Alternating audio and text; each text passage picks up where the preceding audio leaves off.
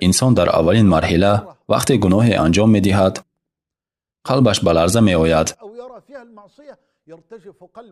و از الله تعالی می‌ترسد. سپس آهسته آهسته این لرزش از بین می‌رود و این ترس کم می‌شود یا تماما از بین می‌رود.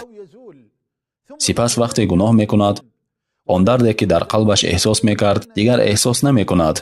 سپس گناه را دوست می‌دارد و به آن عادت می‌کند و آن را تکرار می‌کند و به آن انس می‌گیرد. سپس آن را دوست می‌دارد، سپس آن را آشکارا می‌کند و بالاخره به انجام آن دیگران را دعوت می‌کند. نیست قدرت و توانایی بجز از قدرت و توانایی الله. همان گونه که در حدیث صحیحی که ابو داود و ترمذی از ابو هریره رضی الله عنه روایت کردند، پیامبر صلی الله علیه و سلم می‌فرمایند هر وقت بنده یک گناه می‌کند در قلبش یک نقطه سیاه پیدا می‌شود. وقتی بنده یک گناه می‌کند در قلبش یک نقطه سیاه